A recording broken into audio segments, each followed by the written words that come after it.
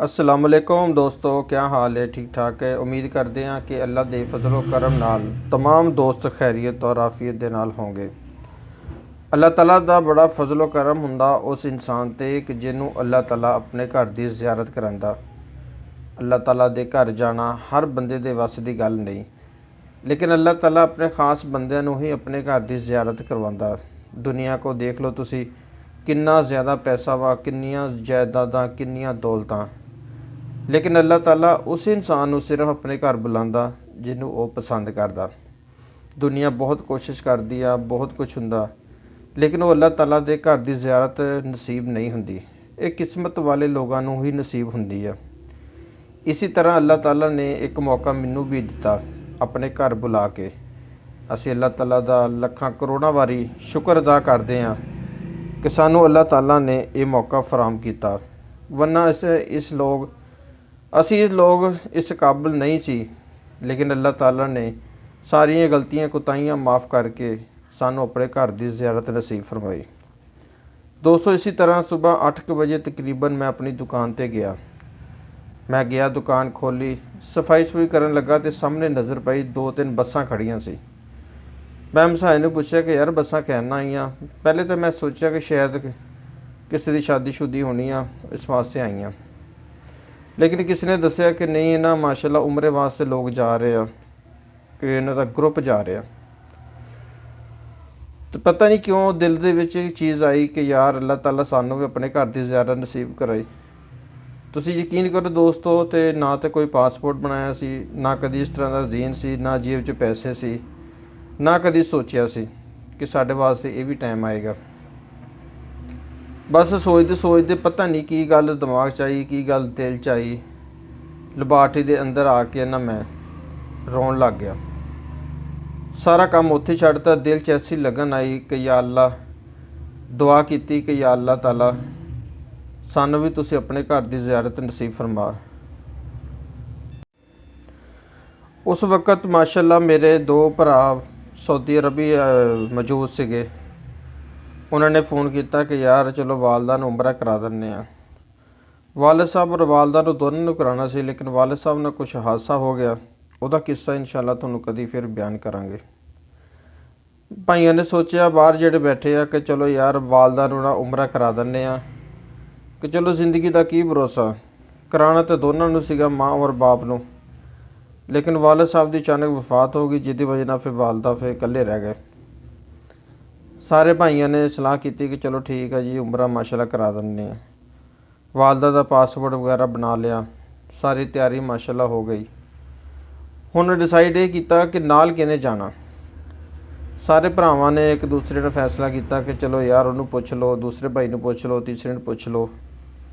तुसीं यकीन करो कि जिहड़े भरा नूं भी पुछया, हर भरा ने कोई ना कोई मजबूरी अपनी दसती कि मेरा गुजारा नहीं है, मैं जा नहीं सकता, पिछे बच्चे आ, काम का मसला। यानी कि हर बंदे ने कोई ना कोई गलबात सुनाती। फिर मैनू मेरे भरावां ने पूछा कि यार चल तू ही वालदा दे नाल चला जा। मैं कहा यार ना तो मेरी तैयारी आ, ना मेरे को पासपोर्ट आ, ना मेरे को पैसे हैगे आ। उन्होंने कहा कोई नहीं, तू अपना इंतज़ाम हो जाएगा सारा इंशाल्लाह, तो अपनी तैयारी कर। तो यकीन करो कि उन्होंने पैसे भेजे, मैं जाके पासपोर्ट बनाया। 15-20 दिन के विच अर्जेंट पासपोर्ट आ गया। वालदा और मेरी माशाल्लाह तैयारी हो गई। उमरे दी माशाल्लाह नीयत कर लई। उमरा किस तरह करीदा सीखना शुरू करता, पुछना शुरू करता, नेट तो वीडियो देखनी शुरू करती।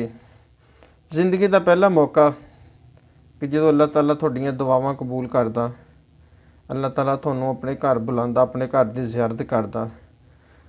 खुश नसीब वो लोग यकीन करो कि जिहड़े अल्लाह ताला दे घर की ज़ियारत करते आ, और खुश नसीब और वो इंसान कि जिहड़े माँ की उंगली पकड़ के उमरा करते आ। अल्लाह ताला तमाम मुसलमान भाइयों का जिन्होंने उमरा किया, अल्लाह ताला कबूल मंजूर फरमाए। मेरी और मेरी वालदा की माशाल्लाह तैयारी हो गई। कागज़ अपने जमा कराते, स्टंपां ला के आ गई, वीज़ा ला के आ गया। फैसलाबादों साडा फैसला होया कि जी फैसलाबादों चढ़ना इंशाल्लाह। फैसलाबादों माशाल्लाह साडी फ्लाइट हो गई। बरास्ता दुबई असी इंशाल्लाह ताला अपनी करवाई टिकट। ਸ਼ਾਮੀ ਮਾਸ਼ਾਅੱਲਾ ਇੱਥੋਂ ਰਾਤ 2-3 ਵਜੇ ਚੜ੍ਹੇ ਆ, ਜਾ ਕੇ ਦੁਬਈ ਉਤਰ ਗਏ। ਦੁਬਈ ਉੱਥੇ ਅਜ਼ਾਨਾ ਟਾਈਮ ਉਤਰੇ ਆ, ਨਮਾਜ਼ ਪੜ੍ਹੀ। ਉੱਥੇ ਮਾਸ਼ਾਅੱਲਾ ਬਹੁਤ ਜ਼ਿਆਦਾ ਉਮਰ ਵਾਲੇ ਹੋਰ ਵੀ ਲੋਕ ਆਏ ਹੋਏ ਸੀਗੇ। ਸਾਰੇ ਲੋਕਾਂ ਨੇ ਉੱਥੇ ਮਾਸ਼ਾਅੱਲਾ ਆਪਣਾ ਗੁਸਲ ਵਗੈਰਾ ਕੀਤਾ, ਵਜ਼ੂ ਕੀਤਾ, ਨਮਾਜ਼ ਪੜ੍ਹੀ। ਉੱਥੋਂ ਹੀ ਇਨਸ਼ਾਅੱਲਾ ਸਾਰਿਆਂ ਨੇ ihram ਬੰਨ੍ਹ ਲਿਆ ਕਿ ਚਲੋ ਨੀਅਤ ਕਰ ਲਈ ਇੱਥੋਂ ਉਮਰੇ ਦੀ। ਦੁਬਈ ਦੇ ਵਿੱਚੋਂ ਨੀਅਤ ਕਰਕੇ ਅਸੀਂ ਅਗਲੀ ਫਲਾਈਟ 'ਤੇ ਮਾਸ਼ਾਅੱਲਾ ਜੱਦੇ ਪਹੁੰਚੇ। ਜ਼ੋਰ ਦੀ ਨਮਾਜ਼ ਉੱਥੇ ਅਦਾ ਕੀਤੀ, ਫਿਰ ਅੱਲਾਹ ਤਾਲਾ ਦੇ ਘਰ ਪਹੁੰਚੇ। ਉਮਰਾ ਕੀਤਾ ਮਾਸ਼ਾਅੱਲਾ ਜ਼ਬਰਦਸਤ। ਅੱਲਾਹ ਤਾਲਾ ਕਬੂਲ ਫਰਮਾਏ तमाम ਮੁਸਲਮਾਨਾਂ ਦਾ ਵੀ, ਸਾਡਾ ਵੀ। ਵਾਲਦਾ ਦੀ ਉਮਰਾ ਉਂਗਲੀ ਪਕੜ ਕੇ ਮਾਸ਼ਾਅੱਲਾ ਵਾਲਦਾ ਦਾ ਉਮਰਾ ਕਰਵਾਇਆ। ਉਮਰਾ ਮਾਸ਼ਾਅੱਲਾ ਵਾਲਦਾ ਦਾ ਕਰਵਾਇਆ। ਅੱਲਾਹ ਤਾਲਾ ਕਬੂਲ ਫਰਮਾਏ ਸਾਰਿਆਂ ਦਾ। 3 ਦਿਨ ਹੋ ਗਏ ਸੀ ਸਾਨੂੰ ਉੱਥੇ ਮਾਸ਼ਾਅੱਲਾ ਮੱਕੇ ਦੇ ਵਿੱਚ ਮੌਜੂਦ। ਜਦੋਂ ਅਸੀਂ ਪਾਕਿਸਤਾਨ ਰਹਿੰਦੇ ਸੀ ਅਸੀਂ ਇਹ ਸੁਣਿਆ ਸੀਗਾ ਕਿ ਉੱਥੇ ਮਾਸ਼ਾਅੱਲਾ ਖਜੂਰਾਂ ਕਾਫੀ ਜ਼ਿਆਦਾ ਮਿਲਦੀਆਂ ਖਾਣ ਨੂੰ, ਕਿ ਲੋਕ ਅੱਲਾਹ ਤਾਲਾ ਦੀ ਰਾਹ ਦੇ ਵਿੱਚ ਬਹੁਤ ਜ਼ਿਆਦਾ ਤਕਸੀਮ ਕਰਦੇ ਆ ਅਤੇ ਖਜੂਰਾਂ ਬੜੀਆਂ ਉੱਥੇ ਖਾਣ ਨੂੰ ਮਿਲਦੀਆਂ। ਖਜੂਰਾਂ ਦੇ ਬੜੇ ਬਾਗਾਤ ਨੇ। ਲੇਕਿਨ ਸਾਨੂੰ 3 ਦਿਨ ਹੋ ਗਏ ਸੀ, ਸਾਨੂੰ ਯਕੀਨ ਕਰੋ ਕਿ ਕੋਈ ਇੱਕ ਵੀ ਖਜੂਰ ਨਹੀਂ ਮਿਲੀ ਖਾਣ ਨੂੰ। ਅਸੀਂ ਜਿਸ ਰਸਤੇ ਆਉਣਾ, ਜਿਸ ਰਸਤੇ ਜਾਣਾ, ਅਸੀਂ ਸਾਰੇ ਦੇਖਦੇ ਜਾਣਾ ਕਿ ਯਾਰ ਸ਼ਾਇਦ ਕੋਈ ਖਜੂਰਾਂ ਤਕਸੀਮ ਕਰਦਾ ਹੋਵੇ ਅਤੇ ਅਸੀਂ ਵੀ ਖਜੂਰਾਂ ਲੈ ਕੇ ਖਾ ਲਈਏ। ਹੁਣ ਜਦੋਂ ਅਸੀਂ ਮਾਰਕੀਟ ਦੇ ਅੰਦਰ ਤੋਂ ਗੁਜ਼ਰਦੇ ਸੀਗੇ, ਖਜੂਰਾਂ ਦੇਖਦੇ ਸੀਗੇ, ਮੂੰਹ 'ਚ ਪਾਣੀ ਆਉਂਦਾ ਸੀ, ਲੇਕਿਨ ਉਹਨਾਂ ਦੇ ਰੇਟ ਬਹੁਤ ਜ਼ਿਆਦਾ ਸੀਗੇ। ਅਤੇ ਜਦੋਂ ਅਸੀਂ ਰੇਟ ਪੁੱਛਦੇ ਸੀ ਫਿਰ ਅਸੀਂ ਪਾਕਿਸਤਾਨ ਦਾ ਹਿਸਾਬ ਲਾਉਂਦੇ ਸੀਗੇ ਕਿ ਪਾਕਿਸਤਾਨੀ ਕਿੰਨੇ ਪੈਸੇ ਬਣਦੇ ਆ। ਤਾਂ ਅਸੀਂ ਫਿਰ ਇਹੀ ਸੋਚਦੇ ਸੀ ਕਿ ਚਲੋ ਯਾਰ ਰਹਿਣ ਹੀ ਦਿਓ, ਪਾਕਿਸਤਾਨ ਜਾ ਕੇ ਖਾ ਲਾਂਗੇ ਜਾਂ ਫਿਰ ਫਰੀ ਦੀਆਂ ਖਾ ਲਾਂਗੇ। ਜਿਸ ਤਰ੍ਹਾਂ ਇਨਸਾਨ ਸੋਚਦਾ ਕਿ ਚੱਲ ਯਾਰ ਫਰੀ ਦਾ ਮਾਲ ਹੋਵੇ ਤਾਂ ਫਰੀ ਦੀ ਫਰੀ ਹੁੰਦੀ ਹੈ।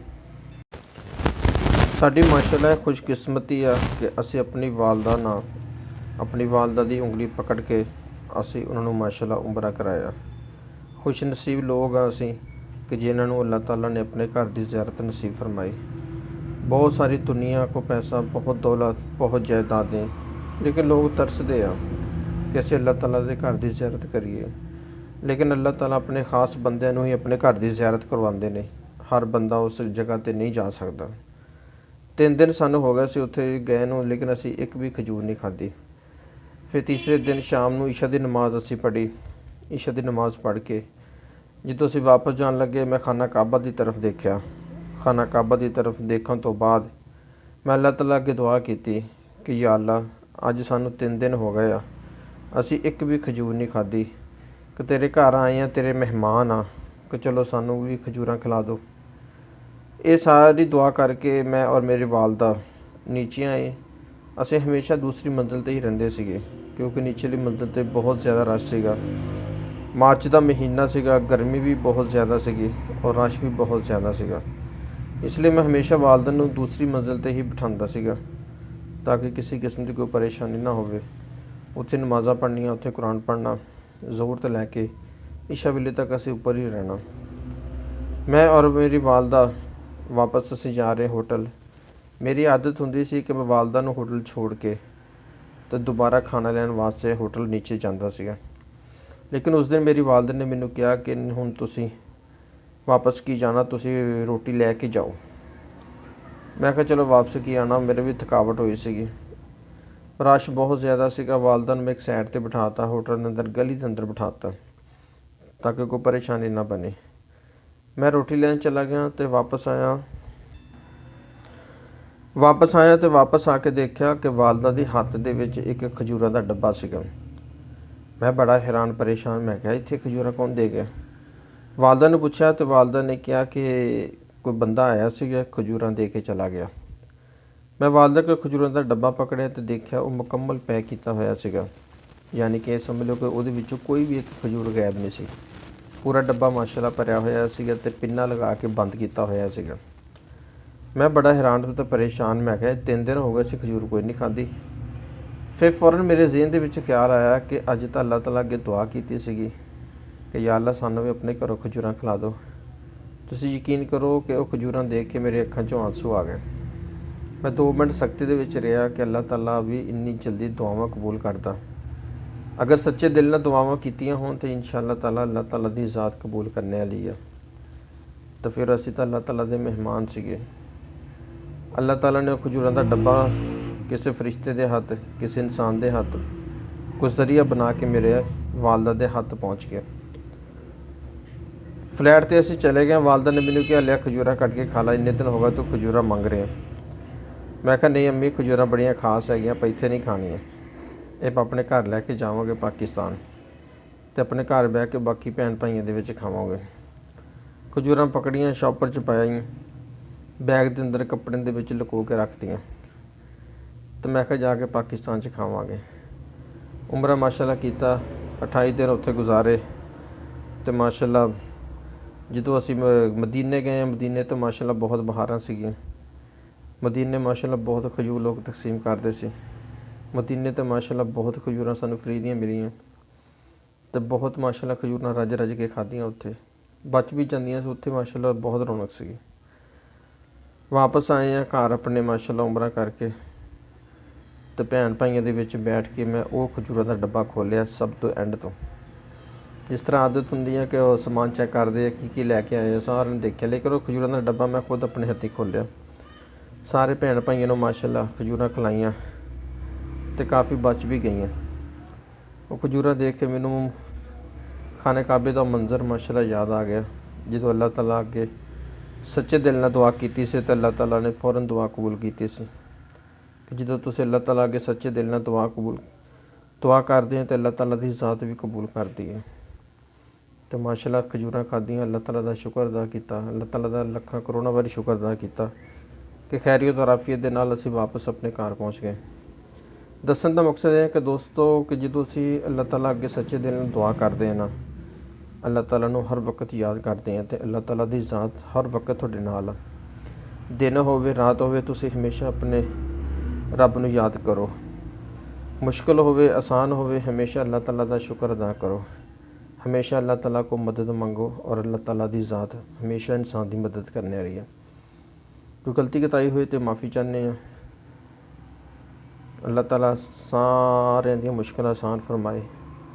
लाइक नू चैनल नू लाइक कर दो, शेयर कर दो और सब्सक्राइब कर दो। अल्लाह ताला हम सब का हामी नासर हो, आमीन।